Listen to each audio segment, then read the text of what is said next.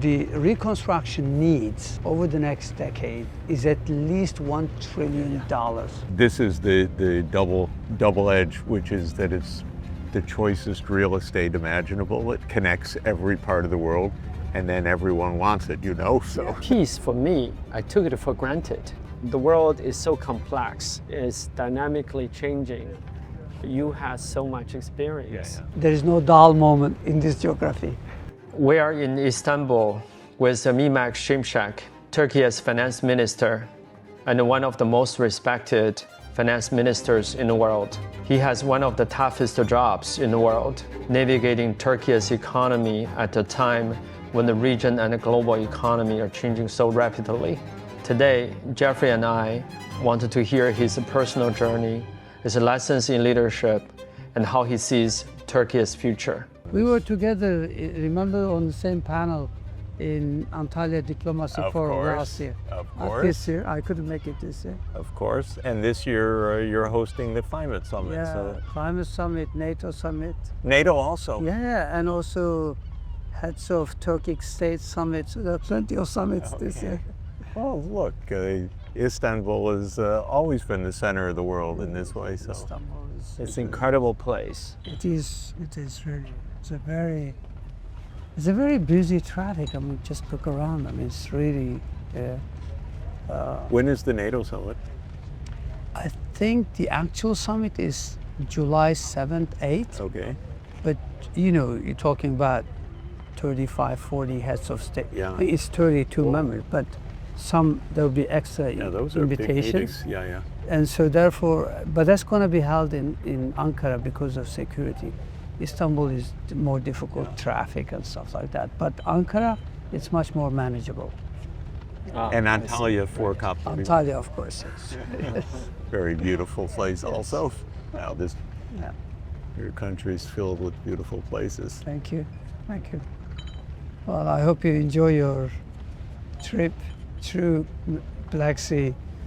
You're taking the northern route. That's right. I heard it's beautiful, right? It is. I mean, Black Sea is nice. It's like, it rains for much of the year. I don't know about nowadays. Okay. And very steep, very high mountains and lush green for most part. So some of, it's nice. I mean, it's worth. But the more historic bit is really, you head down to Aegean and then towards southeast. I mean, there is a place called Göbekli Tepe. It's about, the discovery is relatively new. It's about 12 to 14,000 years old settlement. Yeah. Wow. It really changed the historic perspective. Yes. But you've already said so. So much history happened here. Yeah. Yeah. That's why Constantine thought that this would be a great place back in 325 AD. Yeah. Actually, in fact, was it recognized? It must have been the 1700th anniversary last year of Constantine's. We tend to. You have different dating, I know. You've got different history. Exactly. Yours, yes. 1453. Yeah. We can. 1453 right. is the cutoff date. Exactly. All right. Fair enough. But no, you have a point. This place, Yeah. What is? It's apparently BC 400-ish. And it was built to actually control and charge tolls and taxes for traffic. This place. But it was also used as a security. It's an outpost type stuff. But there were many uses of this. Like during the Ottoman era, this was used as a hospital to treat the COVID-19 style, pandemics, because to avoid the spread of the disease, they relocated, patience to here, Design. literally. But there is the historic. There's obviously there's a there's a fiction part of it. Apparently, one Roman Empire or Byzantine Empire was told that his daughter is going to be bitten by a snake and will die. Okay. So the emperor built this tower. Yes, that's why it's known as Kız Kulesi. Kız in Turkish means girl. Okay. Tower means, kule means tower. So girl tower, I mean literal translation. So Kız Kulesi, so apparently the emperor, to protect his daughter, the princess, built this place and moved daughter here, but the fate, as it goes, as they brought fruit, and snake was inside the fruit basket, and still was bitten. You can and never died. beat fate, right? Exactly. Exactly. This is the message. Yes. No matter how many islands you build, how hard you try. Thank you very much. Very kind. We're on our ninth day. Yeah. So, but we're finishing the European part. Is it tiring? No, because it's a very smooth ride, and it's very nice actually. And then wonderful receptions at each place, such very as good. thanks to you. So it's really exciting actually. I'm glad it's working out, and hopefully the Turkey part will also be hopefully exciting and enriching. Yeah. I hope. And also, this is the moment we cross from Europe to Asia. Yeah. We're right at the Exactly. and that's very important for the history and for the whole purpose of this trip, which is that the two should be combined. You combine them. Turkey makes it exactly happen. So that's what we're trying to to demonstrate. I remember, in my professional career, I was a sell-side analyst, economist and strategist. So we used to invite institutional fund managers to come with us on trips to countries we cover. Right. So at some stage, I was the head of emerging Europe, Middle East and Africa for Merrill Lynch.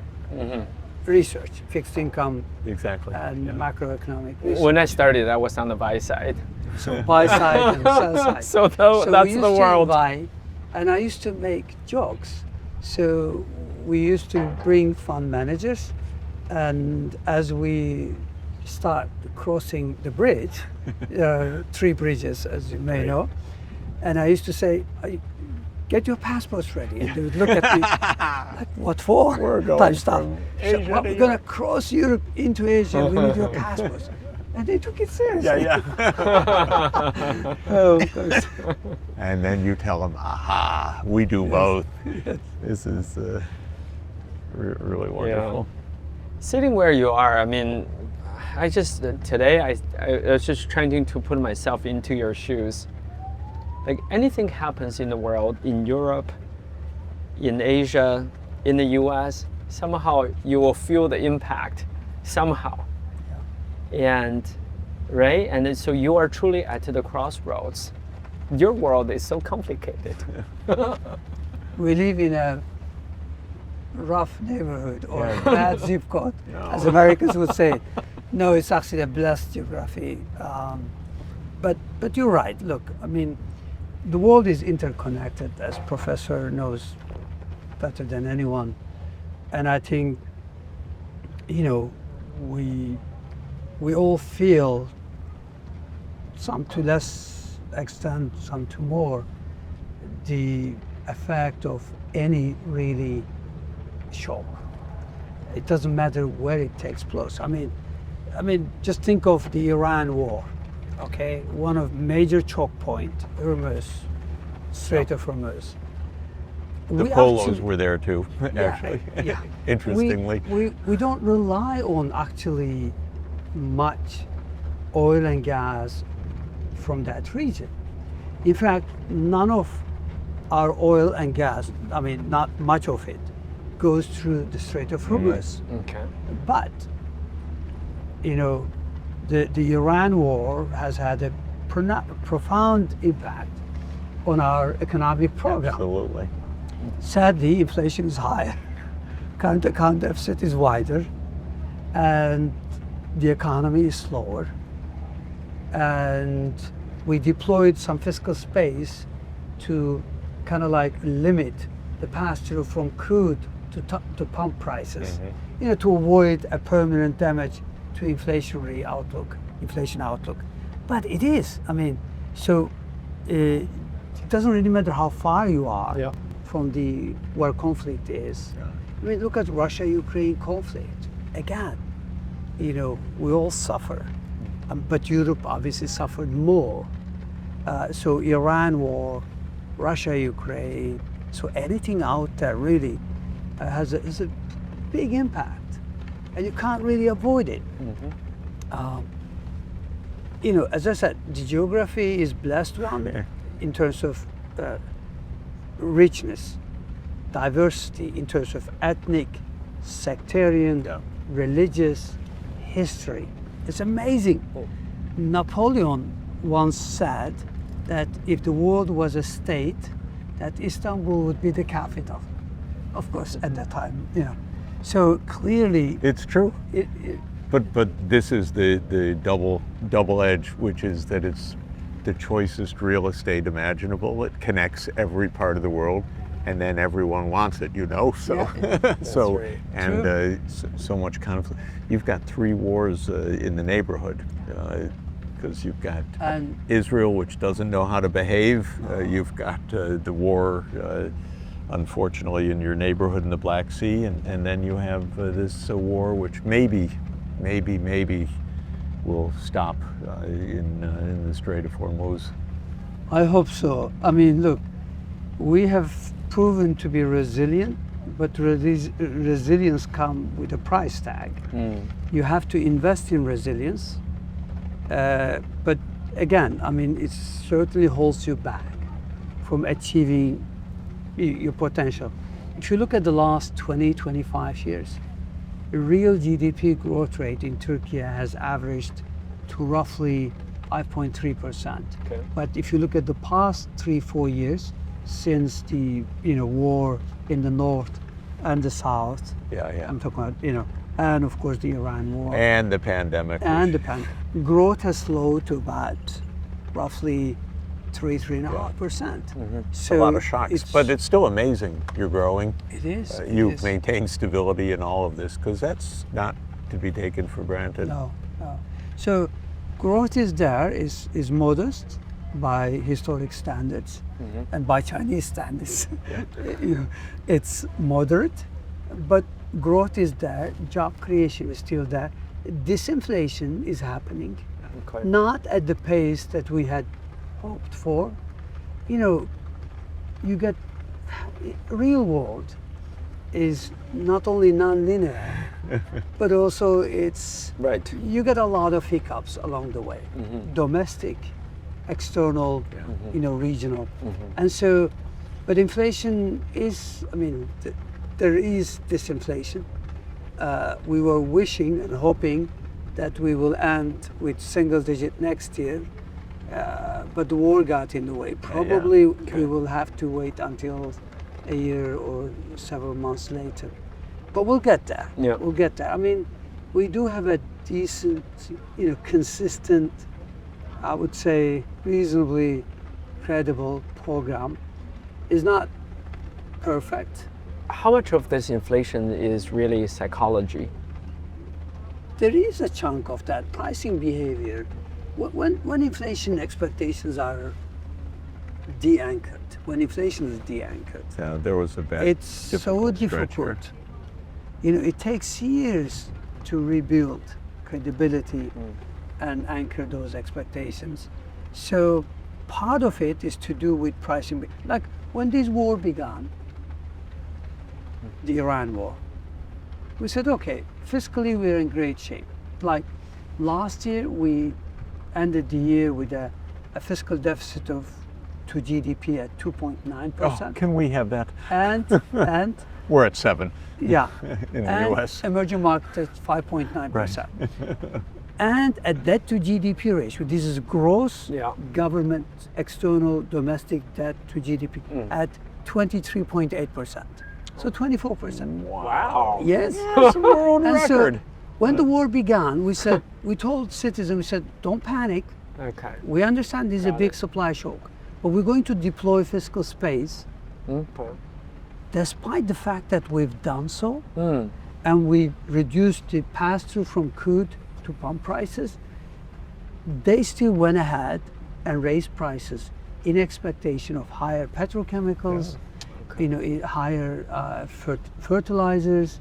So it didn't hold them back. It didn't stop them. So yes, you're right. You're doing a great job, though. Oh, thank you. Oh, you are. Doing our That's why best. you've been steering this country for quite a long time in many different roles. But Turkey is, I'm sure, Started very, from very, 2009. very grateful. Like I started in you- 2007. 2007 as Minister of Economy. Minister of Economy, then moved to Minister of Finance, then Deputy Prime Minister. 2018, I had a break, a 5 full year break. And then, to get recharged. yes, get recharged. And then in 2023, I was, invited back. Look, it's quite a journey. Yeah. I can tell you something. There is no dull moment in this geography. There's always something happening. No dull moments. You know, when the Ukraine war broke out, the diplomacy immediately came here, and I'm a huge fan of Turkish diplomacy because it's so skilled and it's honed over hundreds of years. And so within weeks, with Turkey mediating, there was an agreement reached if it hadn't been messed up from the outside. Unfortunately. And in those days, I flew to Ankara in probably May 2022 to talk to friends in the foreign ministry. What happened, of course, Turkey had done a great job and the war would have been over. And Turkish wisdom held, because you showed the two sides how to settle it, got it done, and then we had mischief, unfortunately, from farther away. But we did. But it's a real tribute, by the way. A grain deal was quite big deal, remember? Because Africa would have really faced with terrible choices had the grain flow had not resumed. Yeah. And so we helped broker that. But of course the war sadly has a big human cost. Yeah. But everyone trusts you, even that when they don't trust each other, to sit down. At the beginning of Iran war, before it actually began, we suggested that we host the regional leaders, Iran and America, so that we can talk about all issues, including the so-called proxies, the other issues. But they chose Oman. Oman tried their best. Sadly, the war took place with a lot of devastation. But I'm glad that there is a ceasefire now. Hopefully we can now, start rebuilding. My team did some rough work.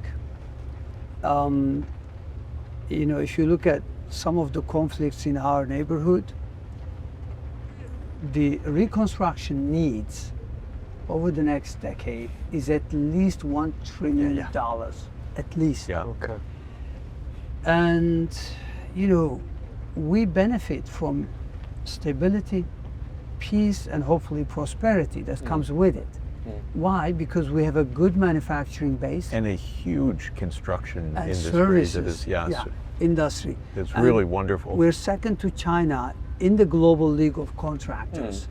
So, we don't want destruction, but sadly there is one, and it needs to be rebuilt. But really, the regional integration is now the new seriously, I mean, is essential. Yeah. Meaning, we cannot reverse or stop geopolitical, geoeconomic, forces. We are, a sizable country, but There's we some cannot stop them. Few big players So around also. how do you actually develop antidotes to this fragmentation? And we think that investing in regional economic integration, in connectivity, in FTAs within, with neighbors. It would be great. Yeah, and It would be great and really needed, and have a plan to show it. we actually Don't leave it to Washington. we do. Let me bring another angle to this debate. When you look at Middle East, historically and nowadays, what you see, a lot of conflicts, a lot of tensions. Interesting, if you look at intra-region trade in Middle East, it's about 14%.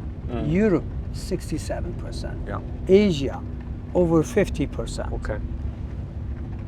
So it's resource extraction and very limited intra-region trade outside of even including oil. That is one factor, meaning you have less to lose from these tensions. Normally, if there is a stronger regional economic integration, maybe the price tag associated with tensions and wars would be higher. But second factor where we are investing now, this region is extremely rich in ethnicity, in religion, even sectarian. Yeah. And that is seen as a source of vulnerability, source of tension, source of wars, as we see now. The reality is, if you could actually create inclusive societies, rule of law, enhance standard of democracy, everybody treated equally, everybody have as a stakeholder, see hope, then you could actually convert that source of conflict into a source of richness. I'm a Kurd ethnically, Turkish citizen, proud Turkish citizen. I only learned Turkish at the age of 7. No When we kidding. started, when I started primary school. Wow. I come from a very humble background. I'm In Anatolia? Or in southeast part of Turkey, Southeast. close to Syrian-Iraqi border. Okay. Yeah. All right. That's near Mount Nemrut. It's a little bit beyond Nemrut Mountain. Yes, Okay. it's beyond. Wow. It's a town literally called Batman. I'm not making it up. Seriously, I am not. There's a province called Batman. Okay. You got there first, right? And so my family, my parents were subsistence farmers in a mountainous village. No water, no running water, no roads, literally, all the way through late 80s. No electricity all the way through late 80s. And I'm not making this up. Yeah, wow. Okay? And literally subsistence farming. My parents were illiterate because when my dad was born in 1911, there were no schools. Yeah. Right. Not even a school there. Yeah. I'm the youngest, I'm the 9th surviving, kid of that family. So I'm the youngest. Right. And so my point You waited is, till there was a school there. yes. So my point is this. We are investing now in the so-called Kurdish reconciliation. Yeah. And this is a very promising initiative. If we are successful, we can show to the Middle East I see. then that you can address Yeah. an ethnic, friction or tension through investments in peace, investments in rights, investments in inclusivity. I think if we, and we're making good progress. This is our, President Erdogan's big push to show to the Middle East that you could address an ethnic issue through, building an inclusive society, tolerance. If we are successful, it will also not only serve as an example, it would enhance prospects of integration, because the same problem Syria suffers, Iraq suffers Iran suffers from the same problem. So this is really exciting. Wow. And the parliament has meaning all the parties are there. There's a commission to see what can be done. PKK, which cost Turkish state about $2 trillion opportunity cost for the past 50 years, has already called that, its members that he will disband and disarm. And this process is a quite promising one for the region, not just for Turkey. I think it's absolutely the right vision and very powerful. And if there could be peace in this region, this would be an economic takeoff of because the talent here, the diversity, cultural, everyone wants to be here also because it is so magnificent in the history, and these wars don't need to occur. They're completely senseless, completely useless, unfortunately. I mean, in the sense that they happen and then they do nothing but damage. Nothing's gonna happen other than finally they'll stop and the destruction will stop. We need to invest in, in mediation, in peace. We've helped so far broker, hopefully, a lasting deal, still in the making, between Azerbaijan and Armenia. Okay, very good. As you know, we are in the process of normalization. Yeah. This is really big. That is a big deal. And, that's we're on our way to Baku. Yeah, and that's also part of the so-called middle corridor. Yeah. Right. Corridor that promises, Connection. hopefully connection, but also prosperity. Look, geography is inherited, prosperity is built. So, at the end of the day, it's what you make of it. Yeah. So that is promising and it's really encouraging. Yeah.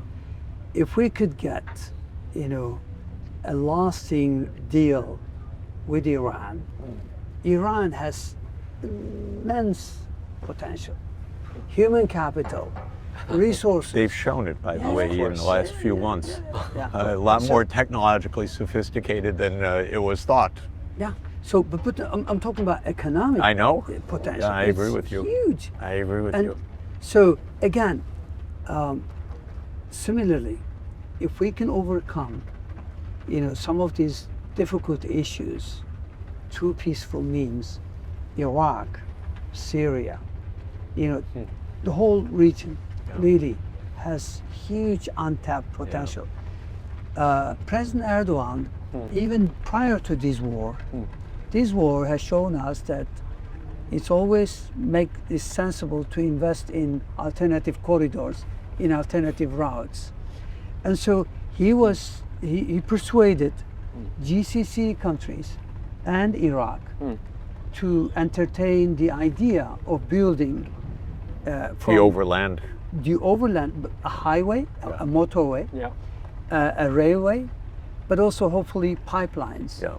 All the way from Qasr, which is near Basra, the Persian Gulf. Yes. And then connect that to Turkey. Over the past 20-25 years, President Erdogan is obsessed with infrastructure. I'm not making it up. I know, but he's right. He invested $355 billion. This is from central government. That's amazing. In infrastructure. Yeah. So we built this middle corridor. So far we invested in the corridor between from Bulgaria all the way to, let's say, Georgian border Yeah. or Azeri border to Yeah. Nakhchivan, Mm-hmm. $14.5 billion. Yeah.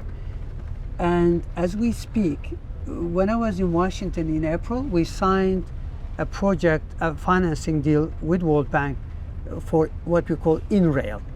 There is the third bridge up north. Hopefully you can take a boat tour Yeah. tomorrow. It's called InRail. We deliberately, when we build the third bridge, we deliberately build it pretty wide so that a The rail railway can go over. crossing Yep. can be built. And it's a very large project. It's 8.1 billion US dollars, and it will speed the middle corridor up. Normally, if you go through Russia, which is defunct right now because of the war, it is the fastest route from China Yes. to London. Yes. It takes on average 15 days. Wow. If you use the middle corridor that goes through Turkey, it takes 18 days. If you use Suez Canal, it takes 35 days. Yeah.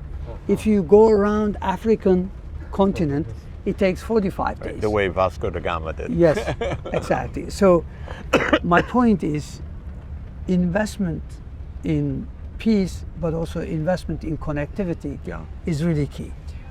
I'd love you to put in the green and digital connectivity also, because so much wonderful renewable energy potential. Again, if there's peace.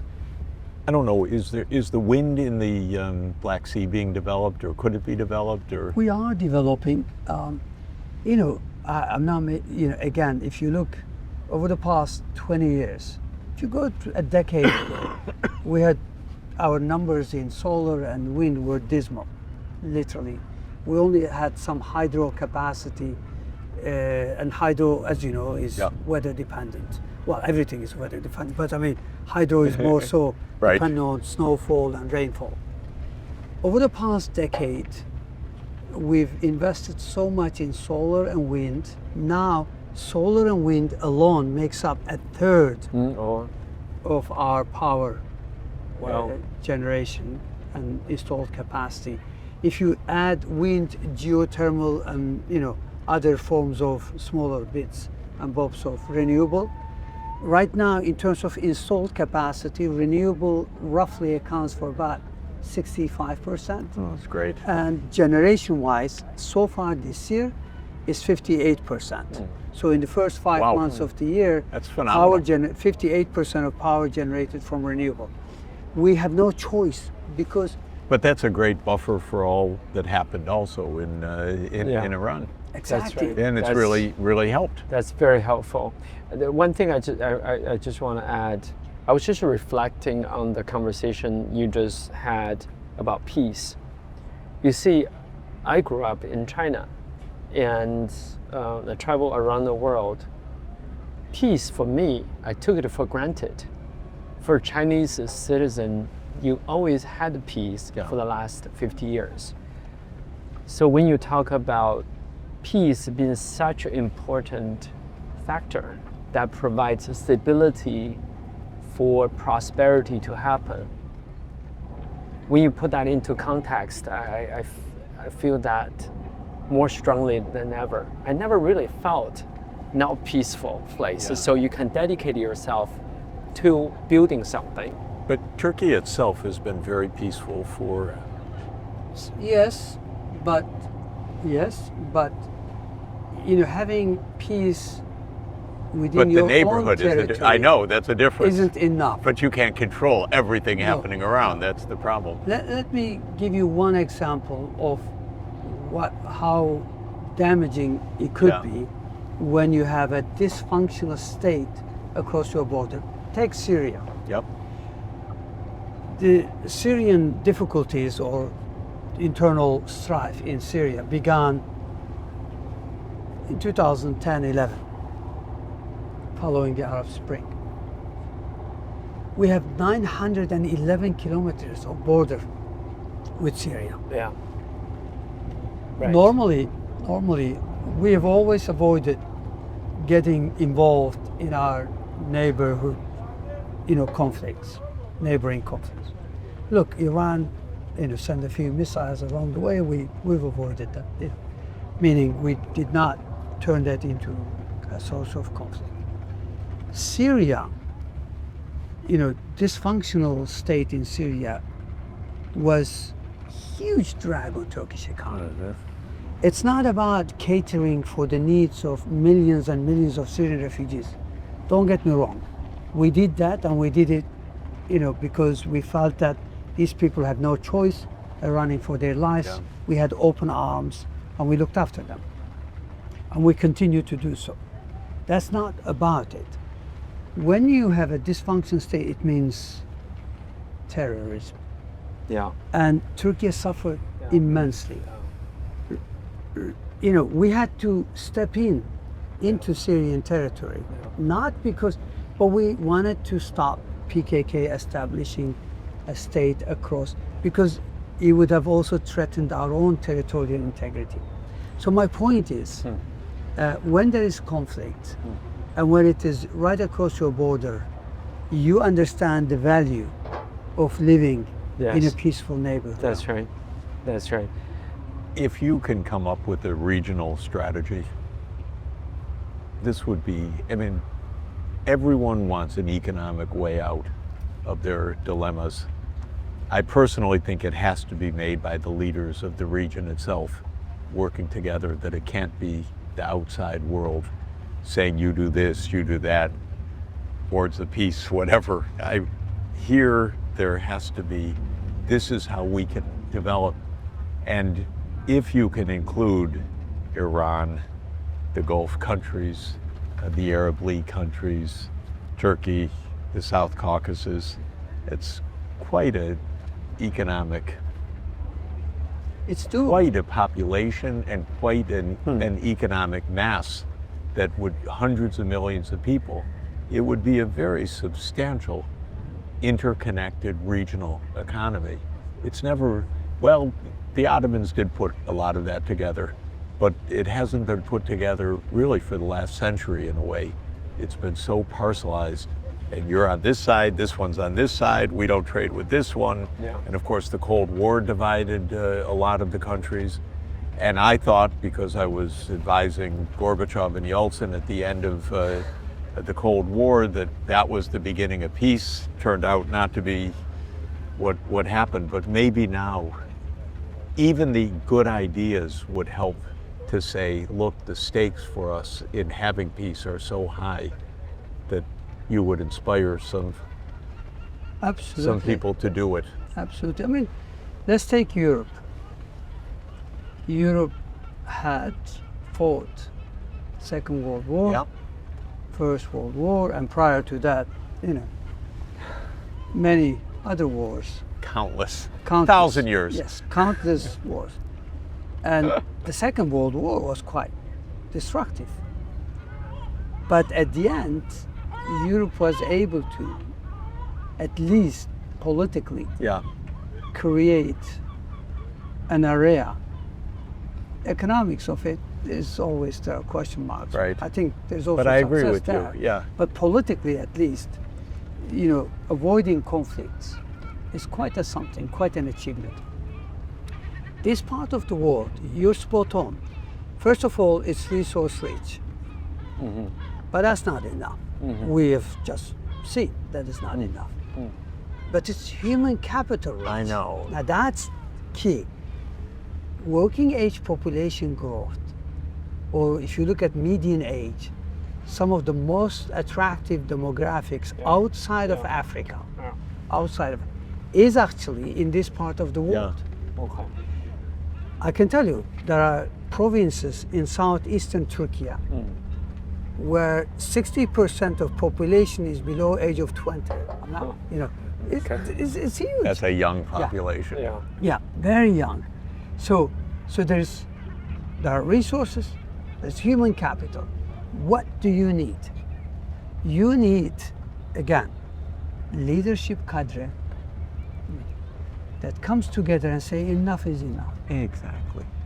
You cannot outsource this to outsiders. Exactly. You're spot on. Exactly. You're spot on. I know. Actually, the Iran war has shown that no one in today's world is capable of providing full protection.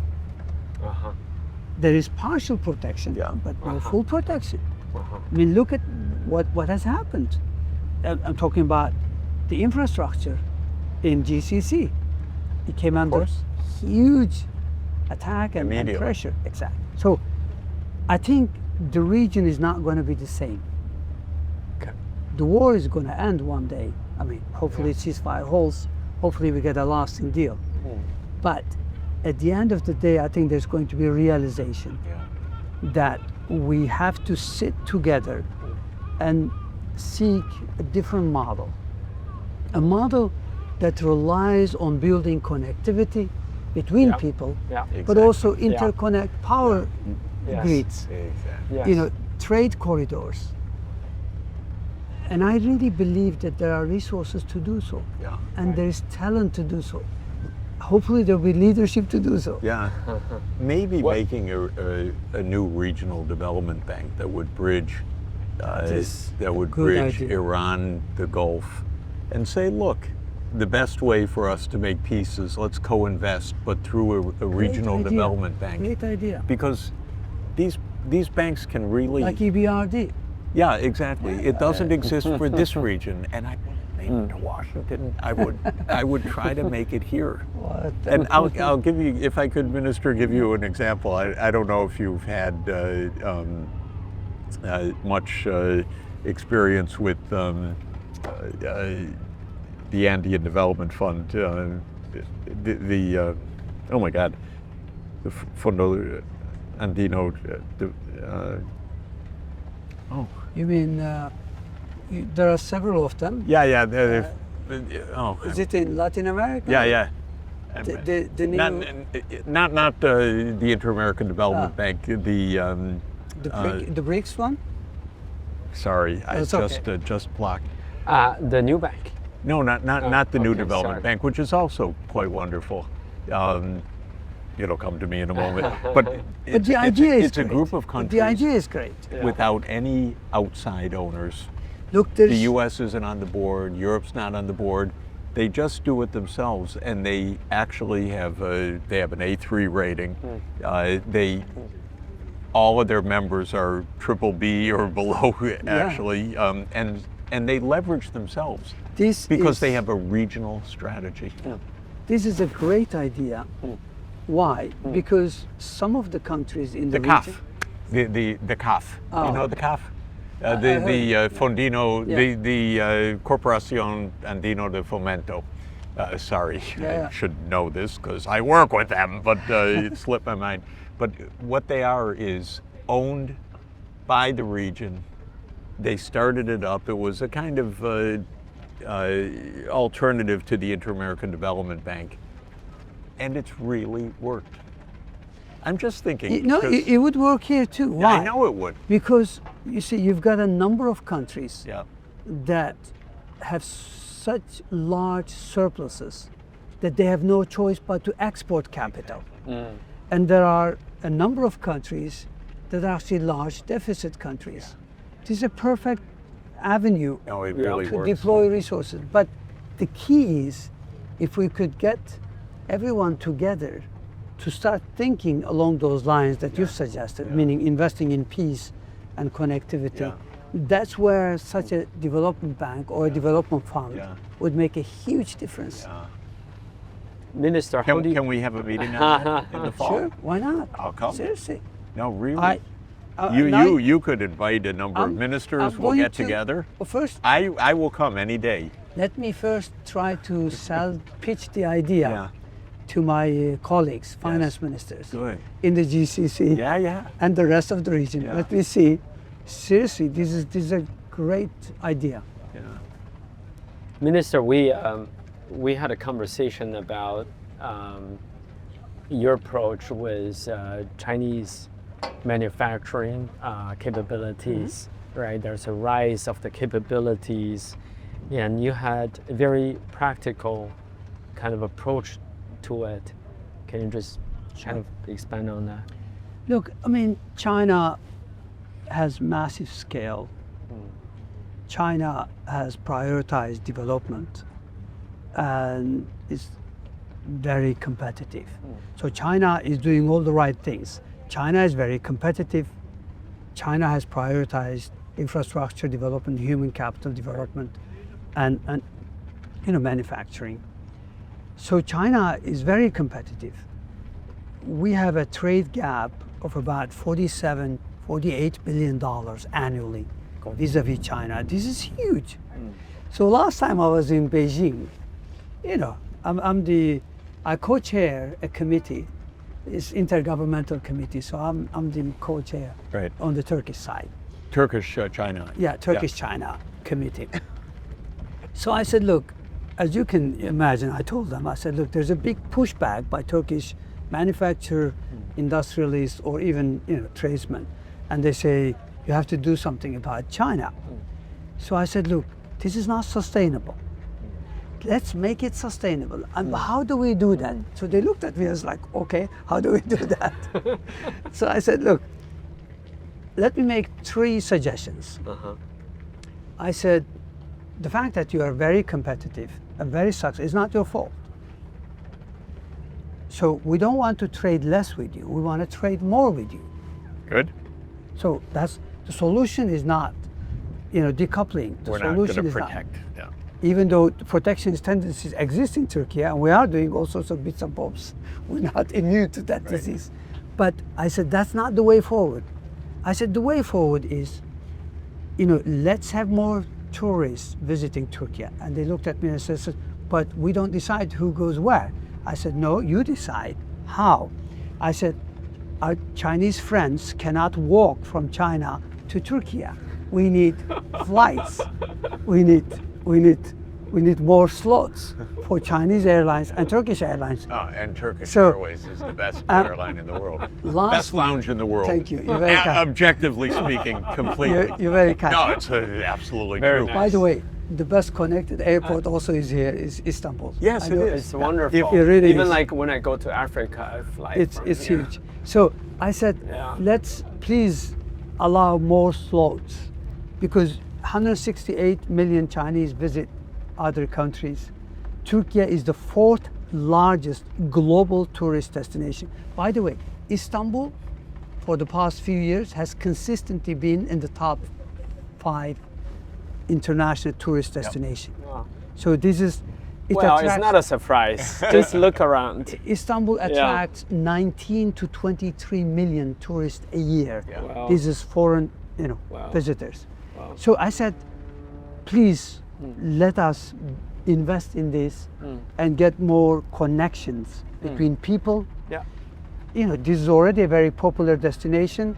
Typically, you get France number 1, Spain number 2, US number 3rd, and Turkey number 4th as a tourist destination. Sometimes Italy beats us, but that's it. So I said, let's do that.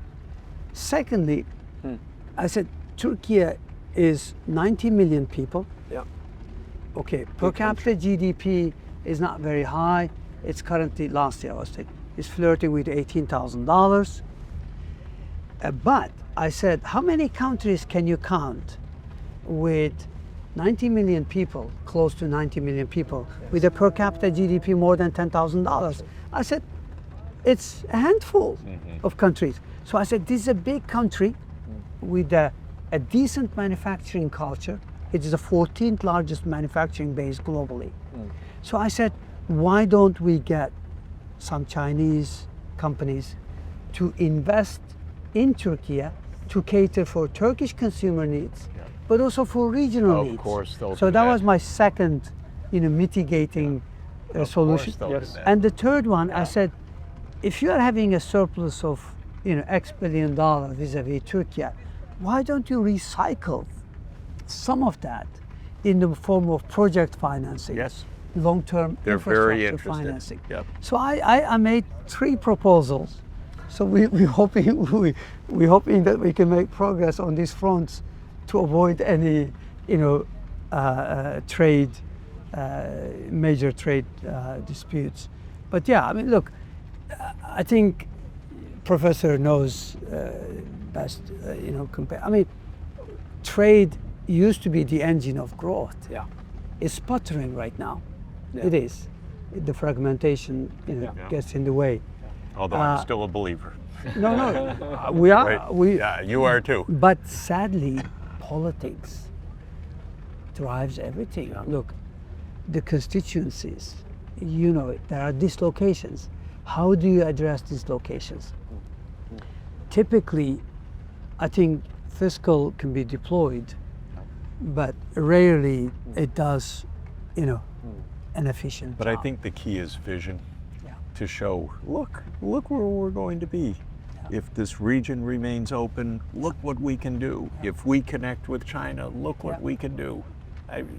So the solution is not less trade, is not more protectionism, is actually That's a less. vision. This is a vision. Yeah. By the way, our normal conversation, because we fly Turkish Airlines all the time, either to here or in a connection, and our usual conversation is with Sonia. We're flying Turkish Airlines and we have a connection. How long is the connection? It's 3 hours. That's not long enough. We need 6 hours because you have to have at least 6 hours in the lounge, the world's greatest lounge. Yeah, think about that. That's how you provide infrastructure for the world. Even like for many of us traveling to different places in the region, in Africa, in Europe. Well, this we is sort such of a fly natural through, hub, of course. And yes, it's And unbelievable. it's been and it's interesting, the Polos, of course, were trading here. And then it was only by accident that they thought we're going to go. They went to Crimea, the father and the uncle. They went to Crimea. And then they said, we want to head home to Venice. But there was some war in the neighborhood. So we'll stay here. They decided to go east. They went to Hormuz. Wow. Yeah, and when they got to Hormuz, they looked at the ships and they said, we don't want to get on this. This doesn't look seaworthy. So they decided to go overland. Wow. And then there was another conflict. They ended up in Bukhara. And it is amazing. They did not know. And then Kublai Khan's envoy was around Bukhara, saw these two Christians, said, "That's right. You come further. The great Khan wants to meet you." Yeah. So Amazing. it is all in this neighborhood. Yeah. But this was the normal center of wealth, and everyone. We were in Venice, of course. Venice thrived because it was close to here. That's so this much. It's, Well, that's, as I said, this so-called Maiden Tower, Kız Kulesi in Turkish, apparently it was built to collect tolls and taxes. One more thing, I beyond fiction. It's incredible. Just one more question. I have to ask. Yeah, one more question and then we're done. Yeah. So I always talk to the other investors or innovators about AI. But being a finance minister, we're at this inflection point of change. And how do you see AI? How do you see AI, where it creates value and what value is? I really believe that if we could get SMEs to use AI to boost productivity and do more trade, meaning typically small companies, they lack talent. When I say talent, there's the entrepreneur, but human capital aspect is not that strong. Spot on. And so now with AI, suddenly at your fingertip, you've got access to everything. You can, avoid, language barrier, element, that, a lot. So make all the it's interfaces with customers, with everything. It's the productivity. Luckily there are open source LLM models, meaning you've got those who are open. And if you could develop apps that taps those to serve SMEs, that would make a really big difference. That's so cool. That's spot on. You can mention that to some of our friends because it's exactly right. Yeah. Great. Well, it's amazing what you're doing and the leadership and we're gonna watch you knit together this region in peace because that will make one of the great centers of economic dynamism in the world, and that would be very thrilling. And also, the world is so complex, it's dynamically changing. You have so much experience. That's so important. I have to say, we're lucky because we've got really, I mean, I know, when you've got such an experience at presidential level, and President Erdogan is a steady hand. Yeah. Seriously, he's got this amazing experience, and his vision of investing in Kurdish reconciliation, Wow. showing the way to the region, as well as trade and connectivity. It's hard in this region to make big calls. I mean, I have to say, but there is hope if we can get more leadership together to invest in exactly what Professor Sachs is recommending. What works. Hopefully, we can get there. Great. Thank you. Thank you so much Great pleasure. for being with us. Thank you. Amazing. Thank you. So good to see you here. It's great. Thank you.